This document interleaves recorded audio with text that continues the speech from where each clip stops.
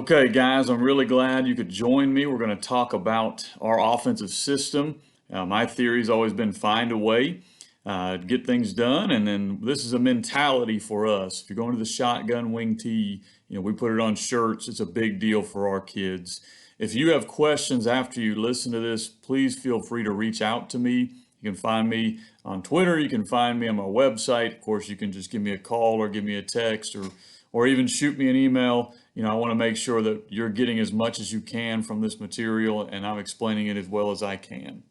Coaches, welcome. This is Coach Simpson at Southside Charter High School in Arkansas. You can follow me at FB Coach Simpson on Twitter or on my website, fbcoachsimpson.com. You can shoot me an email, fbcoachsimpson@gmail.com. Had a lot of people interested in what we do offensively and kind of how we put our offense together. I was going to do a video series here, so if you're interested in this, you can kind of have an idea of what we're thinking and what we're doing. And I've always been one of the mindset, if I can steal one thing, then it's been a pretty good deal. So take what you want and ignore the rest. Or if you want to reach out to me and ask questions about different things, feel free to. But we are a shotgun wing tee offense. And so we'll talk in a couple sessions here about how we do our philosophy on personnel. But I want to talk today about formations, what we believe in and why we believe in that, and then show you our base formation. So just general theory on me as a coach is I'm a big believer in simple is better. And it's not because I don't think our kids can handle more. They can handle more, but I like to know what a defense is going to line up in and have answers for that.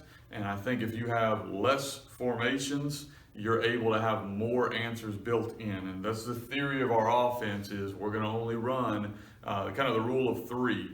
We're going to have 3 strong side runs that we're going to live and die with. We're going to have 3 quick side runs we're going to live and die with.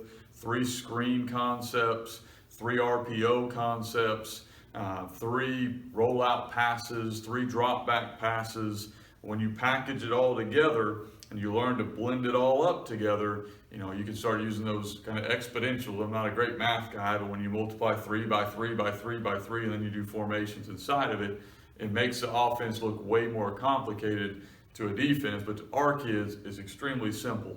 And we do things to make it as simple as possible for them so we can spend a lot of our time teaching fundamentals. In my opinion, a lot of offenses that struggle is because they don't know how to block well. They don't understand the concept of what they're running. They're not great at running routes. It's not because the coach doesn't know what he's doing on a whiteboard. So what I'm going to give you today is not going to be groundbreaking up here, but hopefully maybe something you can take with you as far as how you're handling just your opinions and your philosophy on keeping things simpler than you think you need to.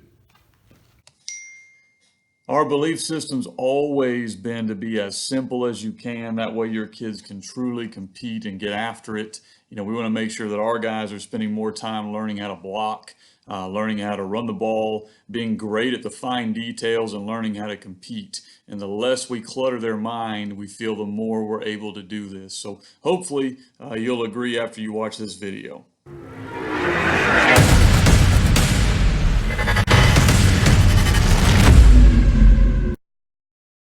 I want to talk to you about personnelling your offense. If you decide to go to the shotgun wing tee, roughly what we do and why we do that. And so first we run a strong and a quick side. So we're going to run a strong side of the line and a quick side of the line. I'm going to go ahead and draw up our skill guys while I'm at it. Okay, so a strong side of the line, a quick side of the line. Here's how we personnel it and we decide on our guys. So if you're going to run the wing tee, in our estimation, your best players need to be your guards. And so the way we identify guards are guys that are a little bit thick for playing running back. And so in our offense, these guys are athletes. They could easily swap places with your tight end, and really athletic ones could easily swap places with your wing back. So they're those kind of guys. If you want your offense to really pop, you need those kind of guys at guard. We try to put our best player at the quick guard or most athletic player at our quick guard because in our offense, he's blocking the second level probably 80% of the time. And so he's always blocking an athlete. And so you need a quicker guy there. If he's undersized, that's okay. That guy's got to be able to get up in space, and he's going to make your offense click. This past season, this guy was All-State for us. We ran for 350 yards a game. He was one of the main reasons why. Our strong guard is a little bit thicker guard. He's got to be a great pull kick guy, a guy that understands leverage and how to get there. And so he's probably the next guy we're looking for in our offense. These two guys are going to make you click if you run the wing T, so make sure you pick good ones. For us, we put our next best lineman, if we can, at quick tackle, athletically at least, because he's got to be able to get out in the RPO game, in the screen world, and block. He's got to be able to block outside linebackers as we're reading 4 eyes or 3s. A lot of times he'll work to second level to block, and then he's got to be able to handle 5 techniques and everything else in our jet game. So this guy is very important for us. Usually that's your quicker or more athletic of your tackles. The next 2 spots obviously depend on what you get.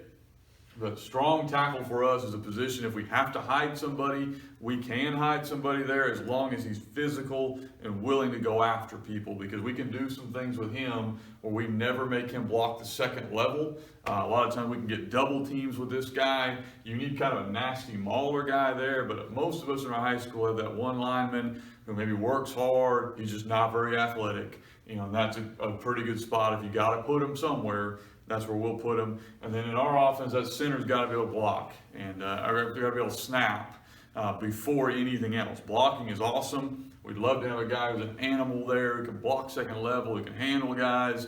But we've worked with a lot. We've worked with undersized guys there. We've worked with big guys that have a hard time moving. You can work with different things, but that snap has got to be consistent. So find that first, whichever guys can snap, and put him there, because all the RPO action, all the double handoff action, got to have a good snap, and then we'll work with whatever we get there off of that.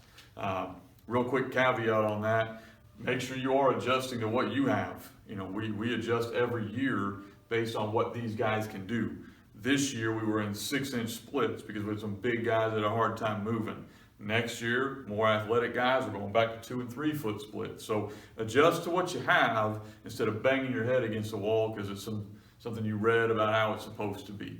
Our tight end for us is usually our next best lineman.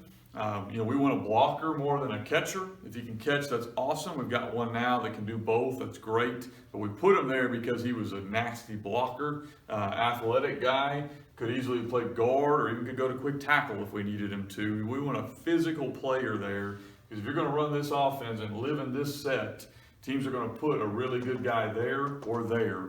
He better be able to block. We're going to take, as far as skill positions, we kind of take what you get at quarterback. But you want this guy, if you're going to be the shotgun wing T, he must be good at one of 2 things. He better really be able to spin it and throw it, or he better be a good runner. And if he can't do either one of those, go under center.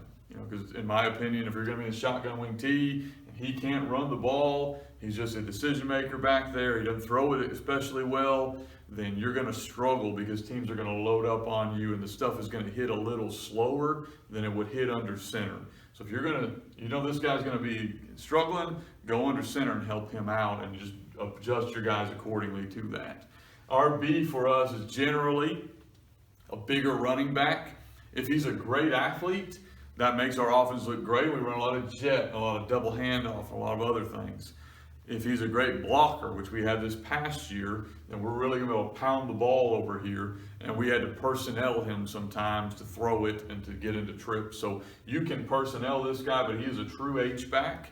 If he's a great athlete and not a great blocker, we've got a couple tweaks that we do over here, but he's got to be at least effective running the ball where he at least is a threat over there, and he has to be at least be a willing blocker. You can't put a guy over there as a running back that don't want to block, or this is not going to work. Okay, we try to put our best player here at F, other than our quarterback. Put our best player at F because he's the easiest guy to get the ball to. You can hand it to him.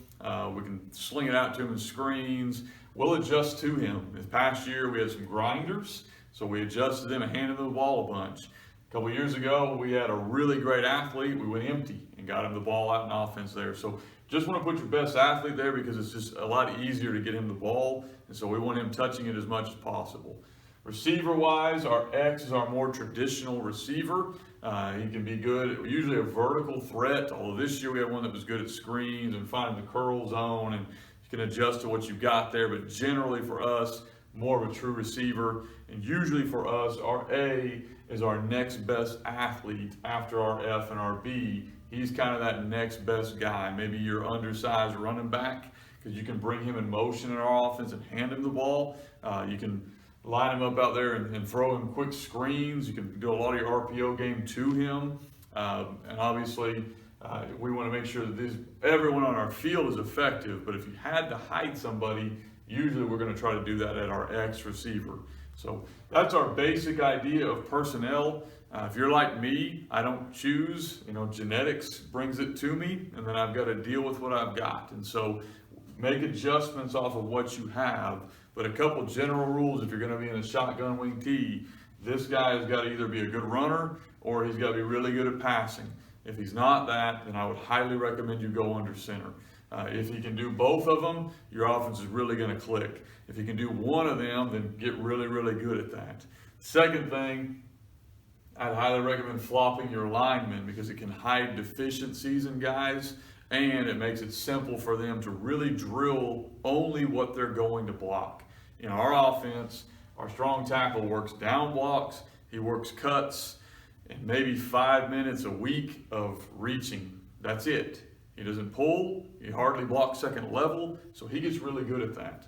Our guards will spend a ton of time pulling and kicking, and so it's not so much just where you put them personnel-wise, how you do your coaches matters too. We have 3 guys dedicated to these spots right here, and we have 2 guys to these guys right here.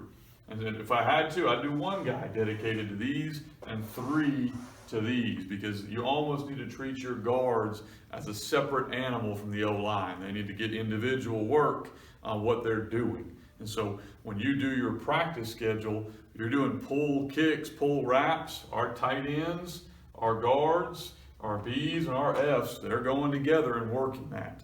Our quick tackle all the time will go over with our receivers, and he's working that. And so it's building in your practice time to understand that the personnel needs to match it up. And if you're not flopping your line, if you're keeping them where they are, you got to work all of that with all of them. And I'm just not smart enough to figure out how to make all that time work. So highly would recommend making sure you're flopping your line and also using your coaches to make sure you are getting the maximum time individually you can with these guys on what they're going to be doing. Thank you. Just like any offense you can run, the key is always the details. The devil's in the details. You make sure you're coaching it up correctly. We've got lots of different drills I've got available. You can find on my website. But if you're going to go to this offense, keep it simple and be extremely good at what you do.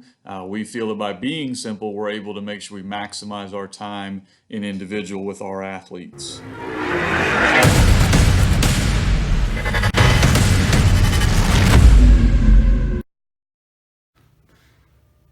All right, so now that we're done with the philosophy section, let's talk a little bit about real X's and O's and how we put our offense together.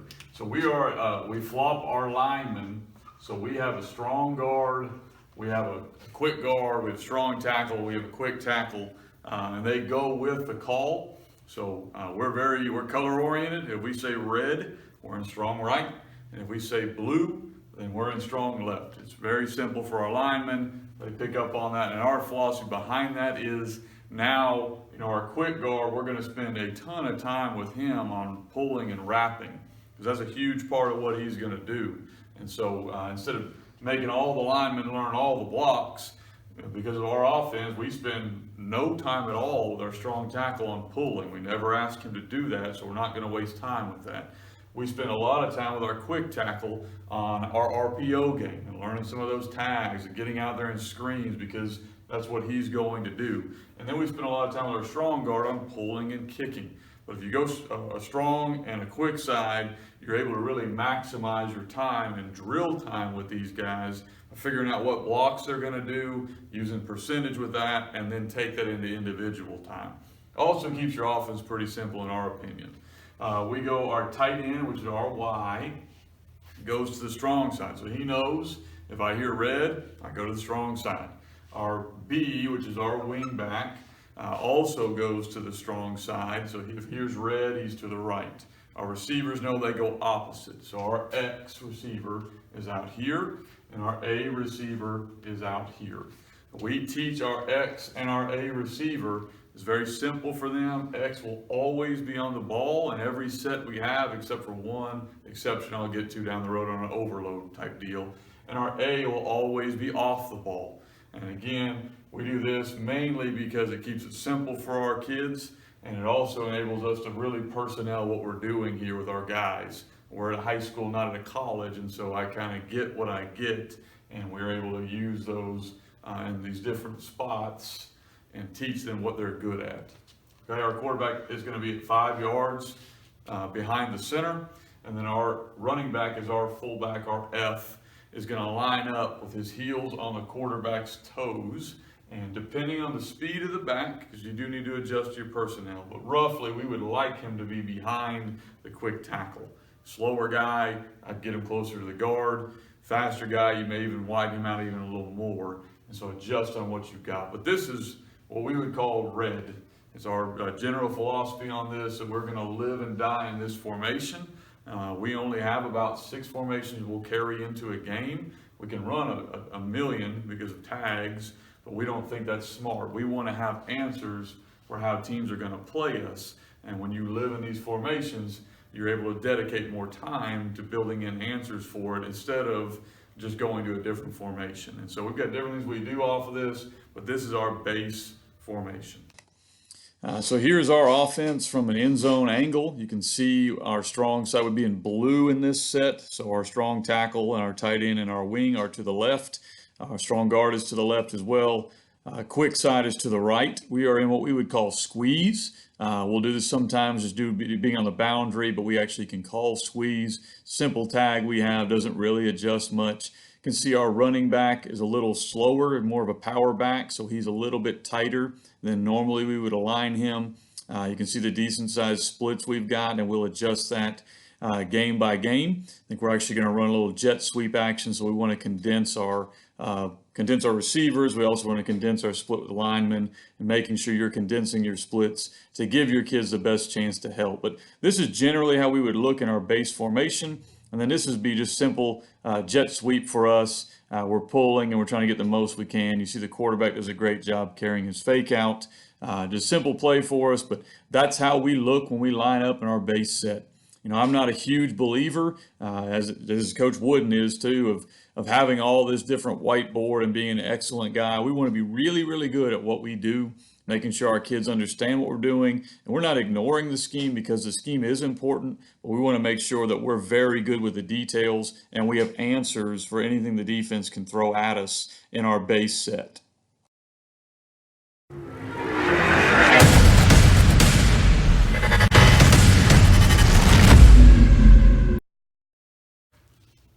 Okay, guys, I'm going to get into our tags, the way we do our tags, and what we've always thought is come up with your own words for this stuff because it's something you'll remember and your kids will remember. But we try to use words that start with B, talking to B, and we'll move him around. Not always does that happen. But for instance, we're going to start off our formation in this with red, and then we're going to have tags that talk to a specific kid. So it's only really difficult on the coordinator or on the quarterback because he's got to kind of know where everybody goes. So we'll start with our B on formations. Our B can line up in multiple spots, but this is his base place. So we call red, that's where he's going to go. If we call red pro, he's going to line up as a receiver out here. So red pro, he'll flex out, okay? If we call red, and in our version of trips, he's going to come over here, and now we have red, and then we're into our trips. We actually call that lion for us for trips left, but you can call it whatever you already may have in your playbook. But the word will talk to only B. No one else has to adjust. Makes it pretty simple. We call red power, and that's going to bring our B to more of a power position. And then we'll also call red two back. Our B has our most words that talk to him, that move him around. So he's kind of our true H-back in our offense. He's got to be able to move around. is great if you have a guy that can catch the ball and do different things, but for us, sometimes we'll personnel package that as well. So, but those are our words that talk to B, okay? Our words that talk to Y are very, very simple. He has two. If we call flex, our Y will flex out to receiver. Okay, for us, our flex depends on our guy, but generally that's going to push him out about 6 yards from our tackle, because our tight end's a true tight end. I'm not a big believer in running out a new unit of personnel packaging, because I think the defense can then match that, and so we don't like to do that very much. So about 6 yards here. Okay, we can also call an overcall. An overcall will basically switch him and our quick tackle. So he'll go to the quick side on that. So we would call red over. He would know I'm going to line up here. And our quick tackle is going to flop over here. Words that talk to A are very, very simple for us.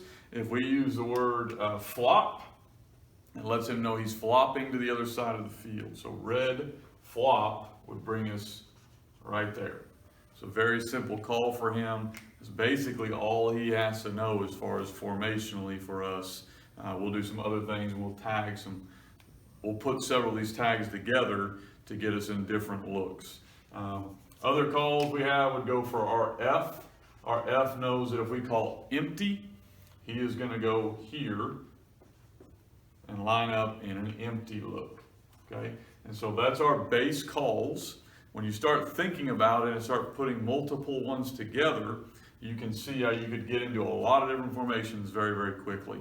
And so we're able to do that. My philosophy on that and my suggestion to you guys would be, I would do all of that in the spring. Make sure they can do everything you want them to do.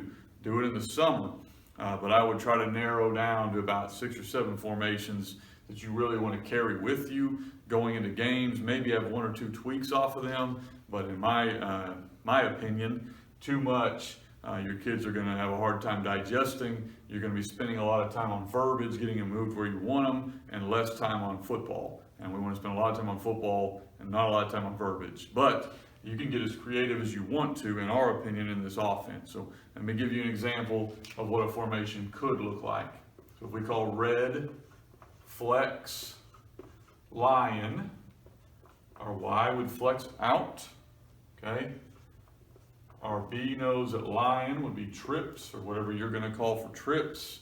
Our A is already there, and our X is already here, and we're in a true 3-by-1.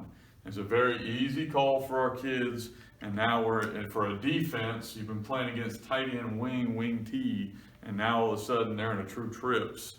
It's a tough thing for them to be able to adjust to this. So you can do that. We can do empty. You can do anything you want to. Be as creative as you want to. But again, be careful, because the more you're spending on this, the less you're teaching your kids on how to block and how to tackle, or how to block and how to catch a ball. Sorry, I'm a defensive guy too, but how to block and how to catch and how to run good routes. Spend more time on that and less time on this is what I would suggest to you.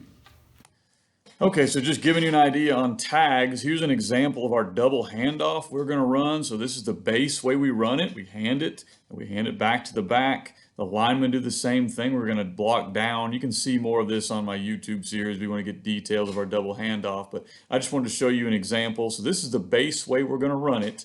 Hand the ball off. We teach this day 1, double handoff. We're going to wrap the tight end, kick with the guard. It's a simple double handoff play. Our kids learn this day 1. And when you start working with tags, you can run the same look and dress it up. So this is the same exact play. We're just going to shuffle it to our back and give an option look. Something we thought we liked that week for a man-to-man team. Our kids really learn nothing different, little different backfield action, but it's the same exact blocking scheme. Back's going to take it through there. It's just a simple way to run the same play multiple ways. Finally, we get into an empty set on this one, and we run the same exact play. Now we're actually going to read the 9 technique, but we're running the same play 3 different ways to a defense that looks like 3 different plays. It's 3 different sets. We're doing different looks by just simple tags that we have in our offense, but our offensive line is really good at running counter, and that's all we're going to run, so we can really harp on the details of it. So that's the reason we believe in tagging our stuff. And our belief is have less stuff in so that you can be better at what you run. It's just a simple philosophy we hold true. We do add things in, we do tweak things, we do have ways to adapt to what the defense is giving us. But the less you have in, the cleaner it is, the easier it is for you to have intimate knowledge of it and make simple adjustments to be successful.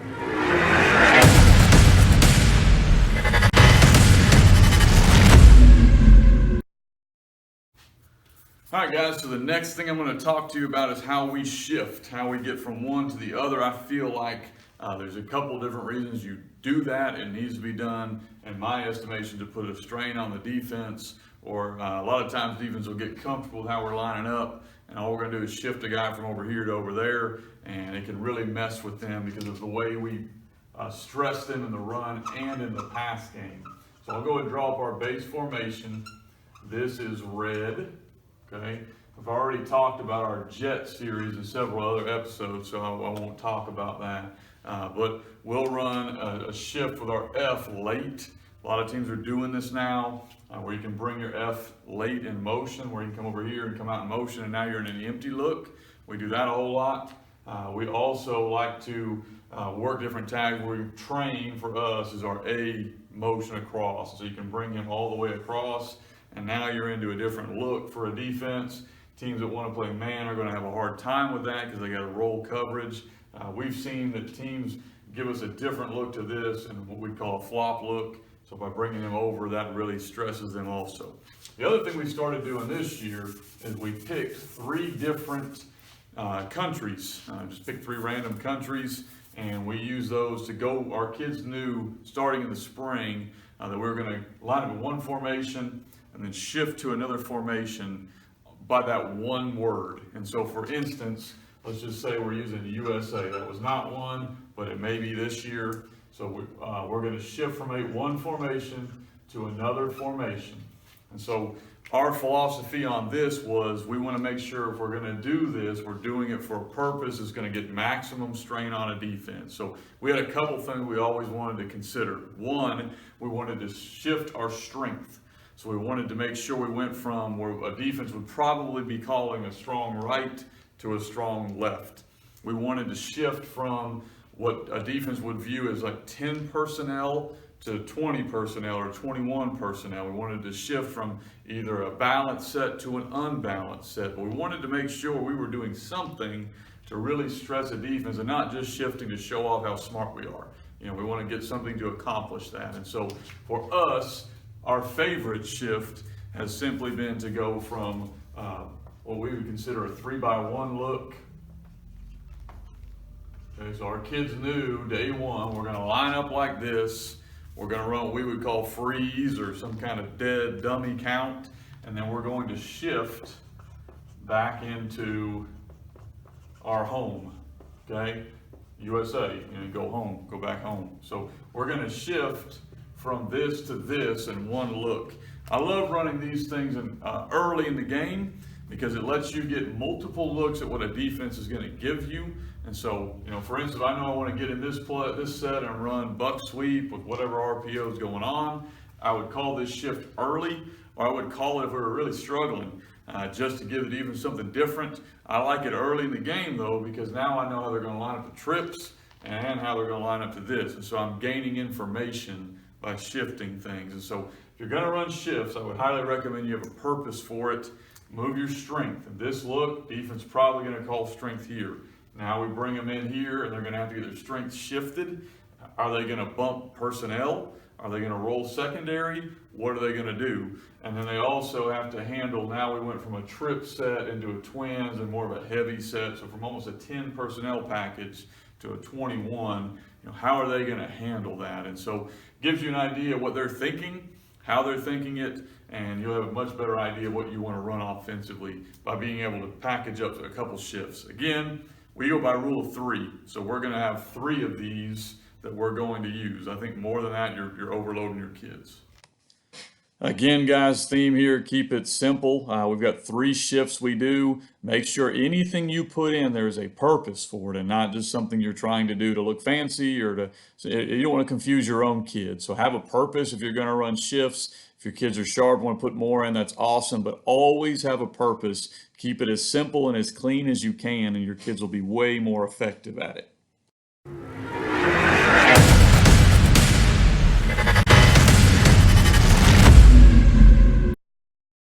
Okay, guys, I want to talk to you today about series. One of the reasons I switched from, I was Tony Franklin back in the day, and that's a great system to run. I really liked it.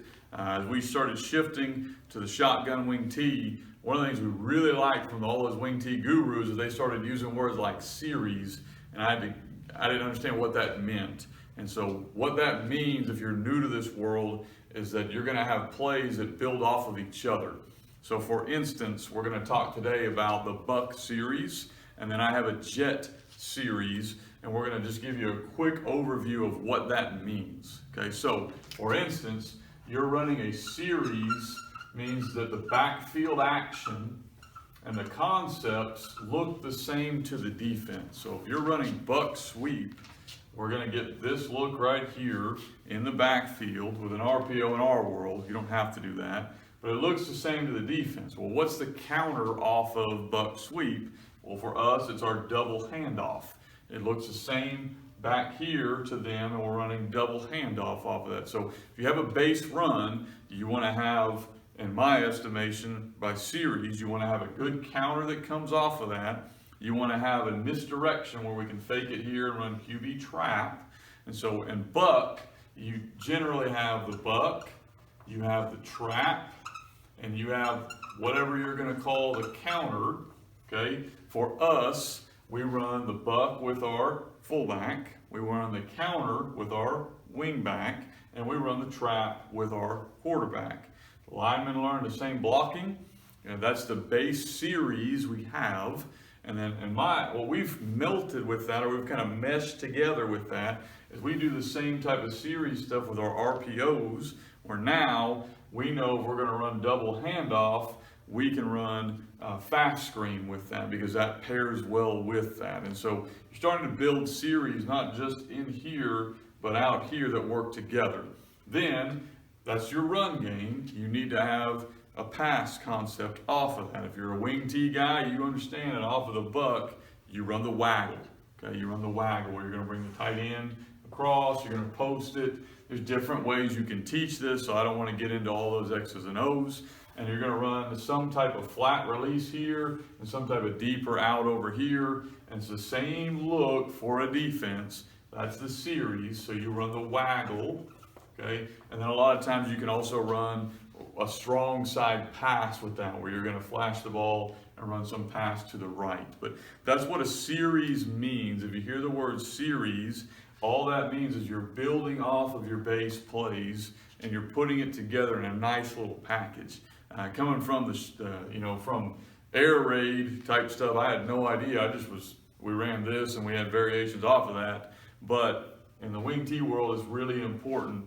If you're going to run this, you need to have something coming off of that. So if you're putting a play in, you need to have the play, you need to have the misdirection, you need to have a complete counter or reverse type action, and you need to have a play action pass going off of that, which is a lot to invest into it. So that makes you, at least me, really conscious about putting in a run play because I want to have the series that comes off of that. And so we only run 3 series here. We run the Buck, we run the Belly, and we run the Jet.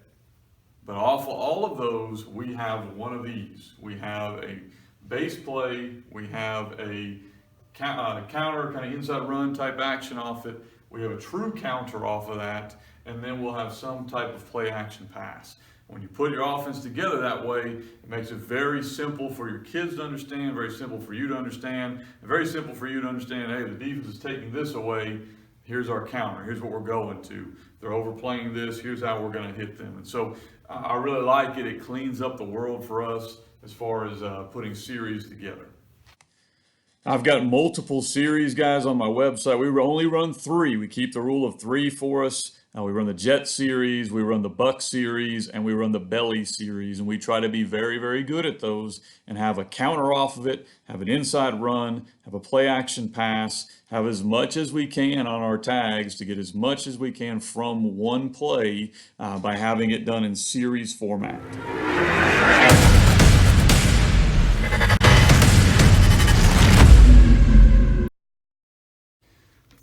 Okay, guys, I want to talk a little bit about getting as much bang for your buck as you can. And what I mean by that is, we're going to run a run play, and for us, buck sweep is what we really, really live and die by. So we're going to run the buck sweep, but we want to run it as many different ways as we can, with as many tags as we can, and so it puts as much pressure on a defense as possible, but it allows you to work with your kids daily on this stuff where they're almost experts at it. They can run it in their sleep. You can really work the details on it.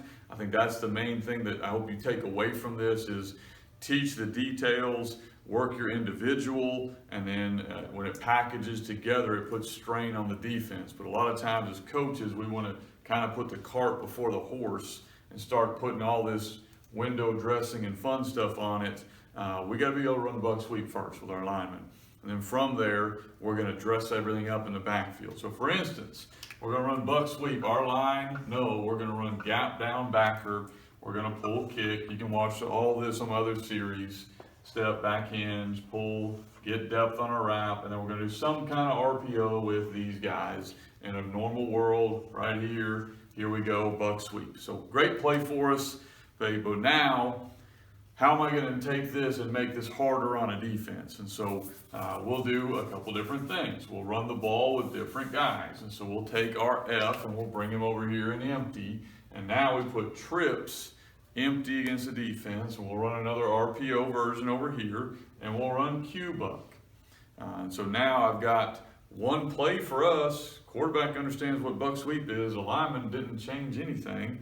And then our receivers, a lot of times, they understand what a fast screen is or whatever RPO we're working over there. So nothing really new for them. Now the quarterback's going to run it, okay? Or we'll line up and we'll go what we call empty flop, put strain on a defense here, and we'll bring our back in motion and run buck sweep. Well, this is the same guy that always runs buck sweep. We're bringing him in motion. Why would you do that? What does that gain for you?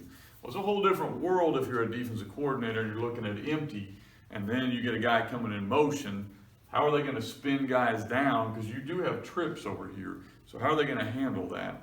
As opposed to just lining him up there and handing it to them.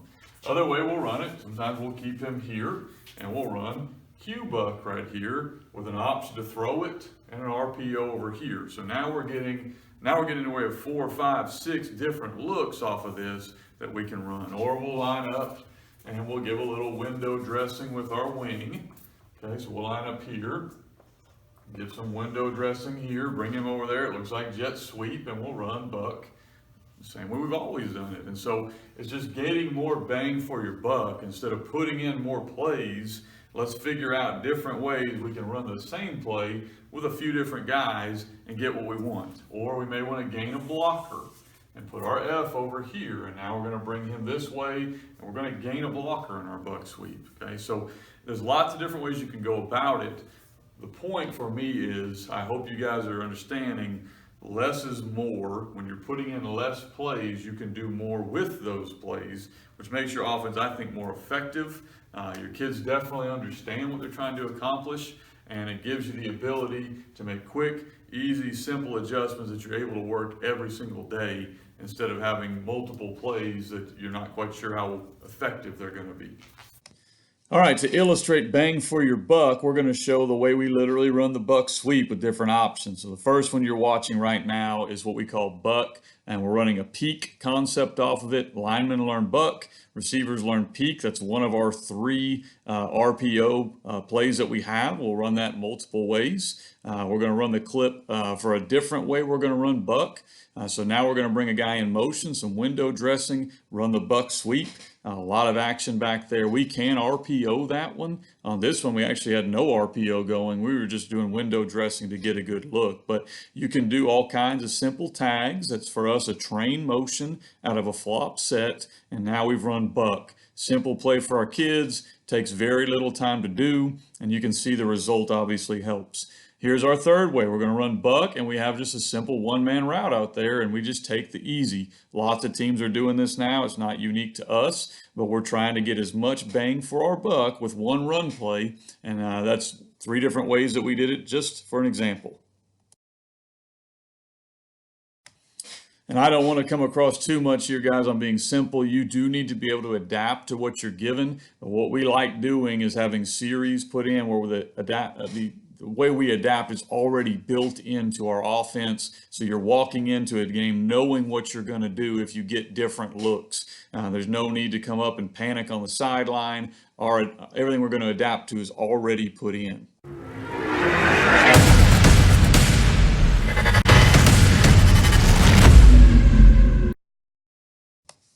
All right, guys, I hope you got something from this. I've always been a big believer in find a way. If you can take one thing from this and put it in your offense, I hope you're able to do that. If you want to get in touch with me, again, here is my contact information. If you got any questions on this, we're just here as coaches to help other coaches. Reach out to me on any form of social media, or you can reach out to me and just give me a call or shoot me a text. Would love to talk football with you. Hope you got something from this, and you can maybe take it to whatever you're doing in your offense. Again, I appreciate you guys listening.